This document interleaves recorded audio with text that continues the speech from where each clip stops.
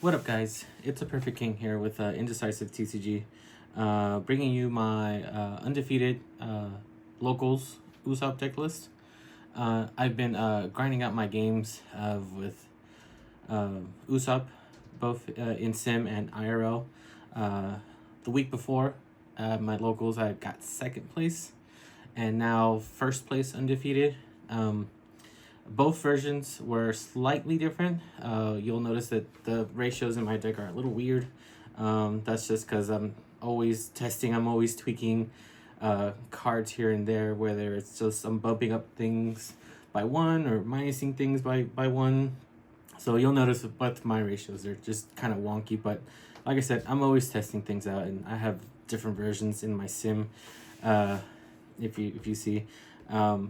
I can go over the matchups real quick. I don't get to do these too often IRL, so I prefer IRL over Sim.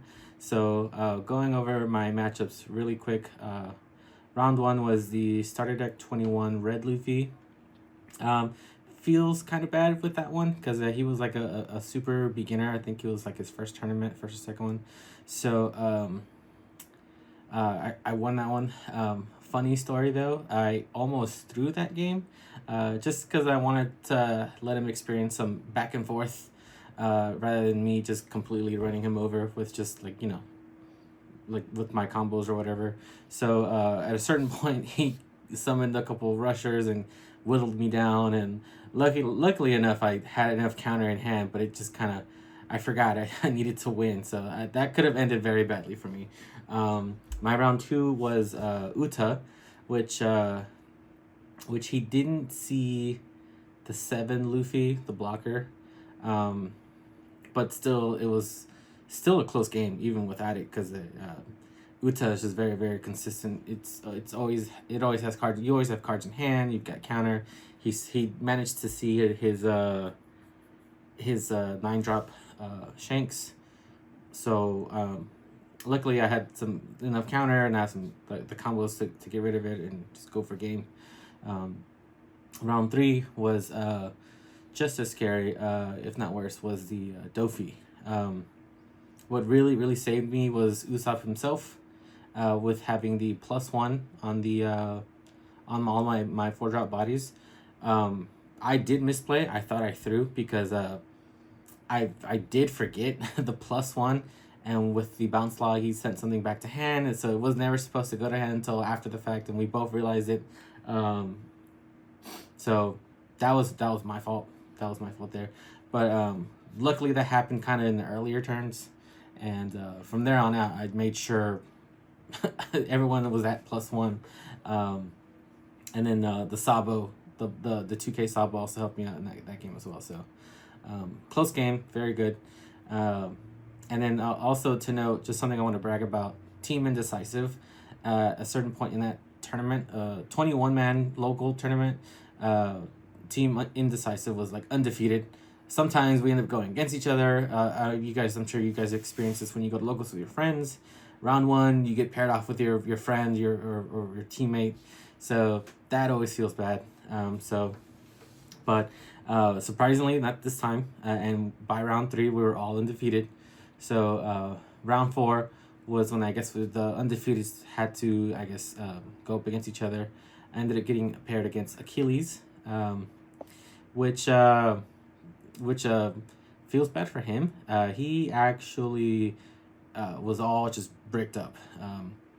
The only ramp that he saw, it was the Zoro 3-drop, and which I popped with my Zoro, and he didn't see anything else until like once he hit like that 8-9 dawn.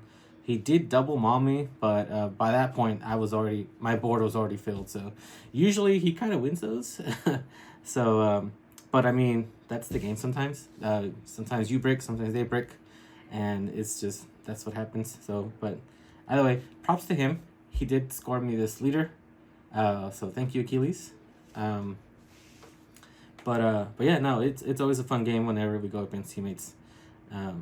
It's a less pressure that way. At least for me, that's how I see it. So that was the round 4. Round 5 was our veteran Enel player Gears, and close game as well.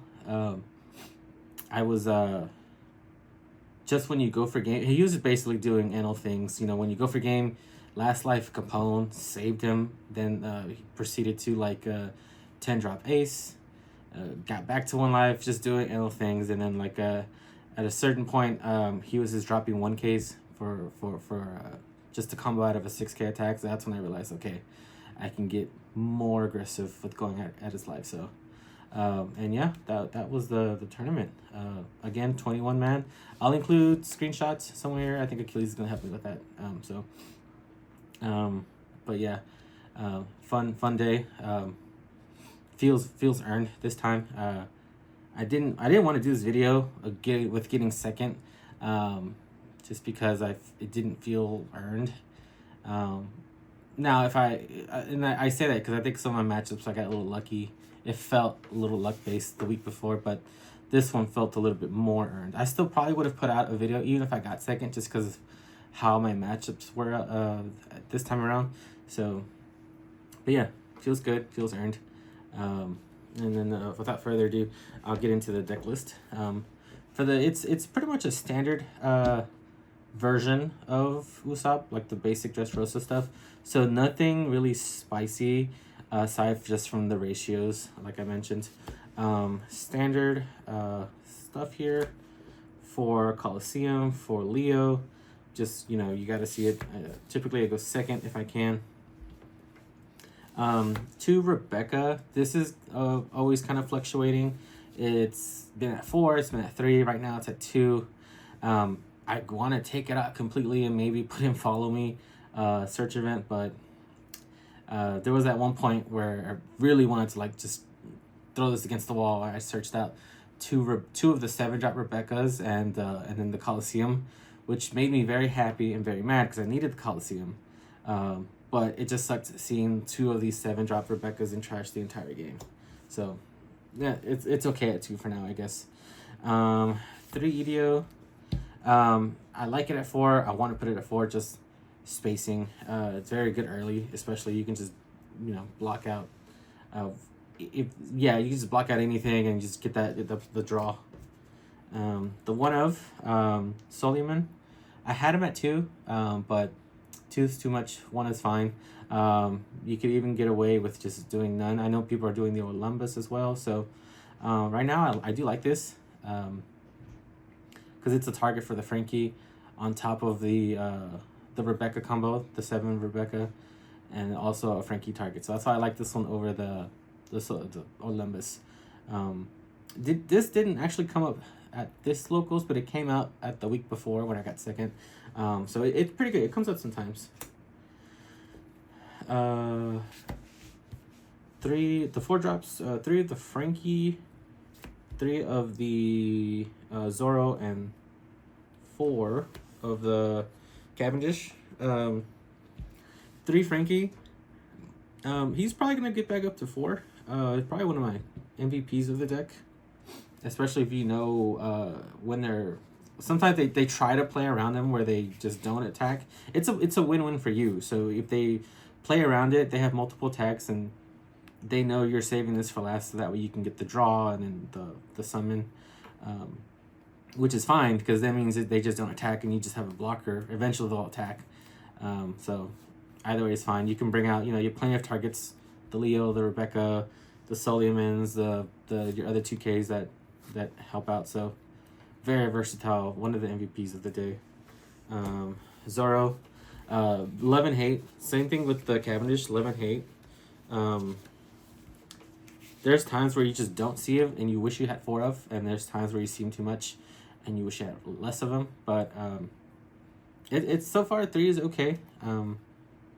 Yeah, 3 is fine. I think so. Again, always playing with the ratio, so it may not even be at 3 for long. May go back up to 4. I don't know. Same thing with the Cavendish. Although I think I wouldn't mind seeing this more of, just because having 2 Cavendishes on board. It's come up a few times where I've had 2 on board and you're just really digging through your deck, and that feels good. Also a pseudo blocker, because just your opponent wants to make every effort to get rid of him. So yeah, so he might stay at 4. I don't know. Nothing here is set in stone. I don't know if there's a perfect ratio for anything here, but I like it right for now. 2Ks, one-legged toy soldier, Barto, and the Sabo. Yeah, this is probably gonna go back up to 4. I initially, after the week before locals, I thought this was like the least important, so that's why he got the cut from like 3. It was gonna be 2, and I was gonna run other things as well, but I settled on 3, and now after today, yeah, he's out of all these, like, they're all really good 2Ks. They're both kind of versatile in their own way. Like, you have the like a soldier, he's a Frankie target, so you can bring him a turn before and trash him for a -3 cost. And same thing with the Barto, blocker, 2K, Frankie target. He's probably one that's never gonna get bumped down to anything less than 4. And Sabo, again, a 2K versatile. He's a 4 or 5K stat. Saved me with the Doffy player. So yeah, luckily that Sabo was out there. Yeah, my opponent had like Red Rock and I had Sabo out there. So he literally saved me that game. So yeah, he's gonna get bumped back up. Yeah. Bread and butter combos is the 3 Rebecca and 3 Kiros with the one Luffy, the 7 Luffy. I had this at 4 and then the 1 Luffy, but so many bricks in this deck, I felt safe cutting this to 3. And honestly, if you actually get 2 Kiroses on board, that's pretty much game at that point. You're winning. There's like almost no way you can lose. Almost, I say that, but yeah, there's been close games, but still, you get 2 on board. And if I have 2 on board and I have one of these or a blocker, I'm probably gonna play this or a blocker. So yeah, having 2, once 2 is out there, your opponent's he's hurting.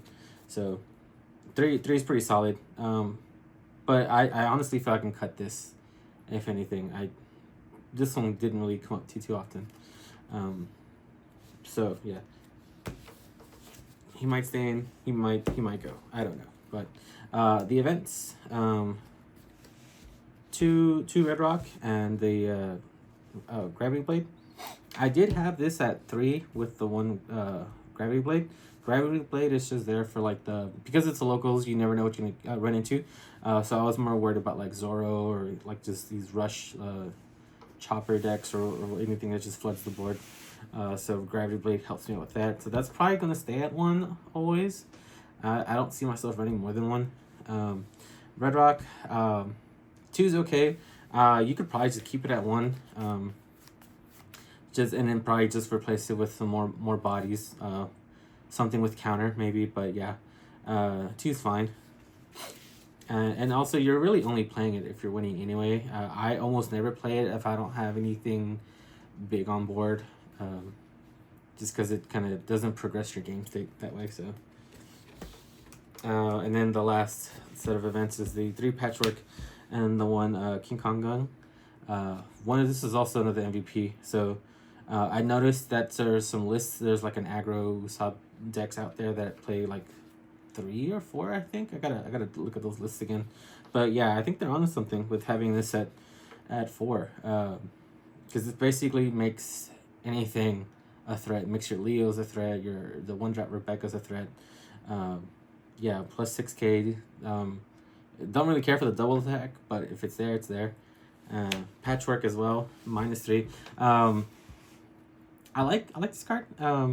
Came up a few times, but it wasn't like game saving when it came up. It just kind of helped me kind of keep my tempo up. So so far it's not bad. I'm gonna keep it in just for now until I can fully make my judgment on this.